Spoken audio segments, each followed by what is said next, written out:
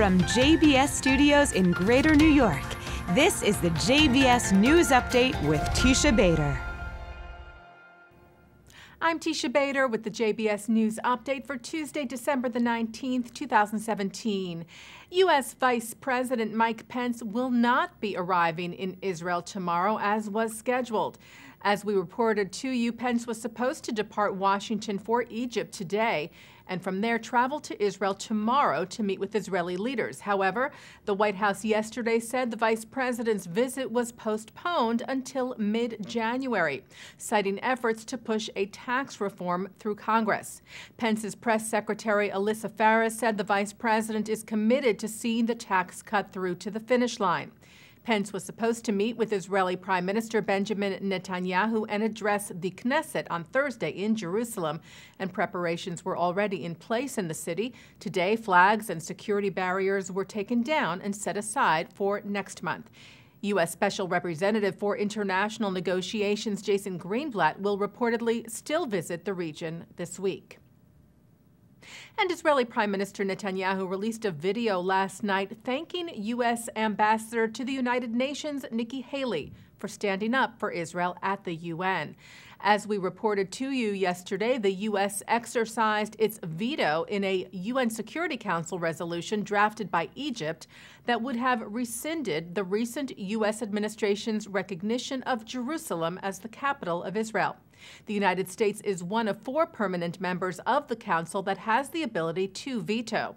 The other 14 member states of the Council voted in favor of the resolution. Netanyahu, in his message, likened Haley's actions to the story of Hanukkah. Thank you, Ambassador Haley. On Hanukkah, you spoke like a Maccabee. You lit a candle of truth. You dispelled the darkness. One defeated the many. Truth defeated lies. Haley told the Council that the vote was an insult and one more example of the UN doing more harm than good in addressing the Israeli-Palestinian conflict. A similar resolution to the one from Egypt, but drafted by Yemen and Turkey, is expected to be brought before the UN General Assembly for a vote on Thursday. And Jewish organizations here in the U.S. expressed their gratitude for the U.S. veto yesterday of the resolution against the Jerusalem recognition. CEO of the American Jewish Committee, David Harris, thanked Haley for once again clearly and unequivocally supporting Israel and the U.S.-Israel relationship, and for calling out the hypocritical and counterproductive character of the vote. B'nai B'rith International said it remains deeply inappropriate for the UN to attempt to infringe upon the fundamental rights of Israel and the U.S., and disappointing that any allies of the two countries would enable such infringement, saying that the Palestinians should now focus on direct talks and meaningful compromise with Israel. Conference of Presidents of Major American Jewish Organizations Chairman Stephen Greenberg and Executive Vice Chairman CEO Malcolm Hoenlein said the U.S. acted as a sovereign state in choosing where to locate its embassy. And they said the proposed resolution was yet another ill-conceived attempt by the Palestinians to enlist the UN in their ongoing efforts to evade negotiations.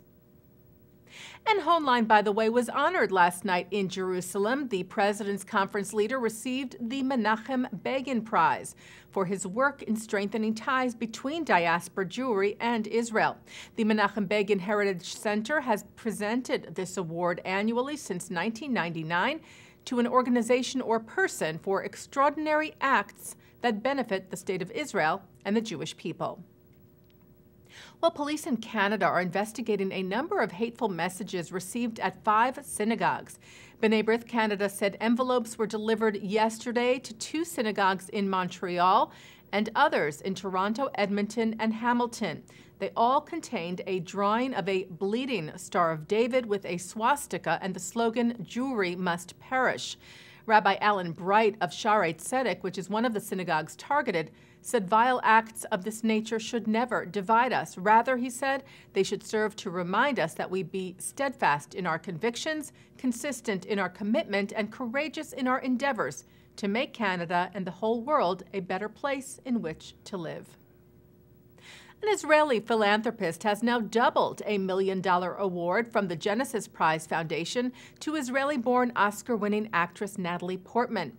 Morris Kahn donated another $1 million to the foundation in honor of Portman, who was named as its 2018 laureate last month. The prize honors professional achievement in service of Jewish values and the Jewish people, and Portman intends to give her prize money to programs focusing on advancing women's equality. She said upon the additional donation, Morris's generosity once again reinforces how relevant and important the issue of women's equality is today in Israel, in the U.S., and beyond. And taking a look now at our programming for tonight on JBS for Tuesday, December the 19th. At 7 o'clock, a look at Israel and the diaspora with Rabbi Angela Buchdahl of Central Synagogue, Yehuda Kurtzer of the Shalom Hartman Institute of North America, Rabbi Dov Lipman of the World Zionist Organization, and Stephen Boehm of the American Jewish Committee from the AJC's Global Forum of 2017. At 8 o'clock, Professor Peter Pettit of Muhlenberg College and Jewish author and lecturer Dr. Malka Simkovich discussed the Jewish and Christian reform movements in a program of the AJC Westchester Fairfield and Iona College.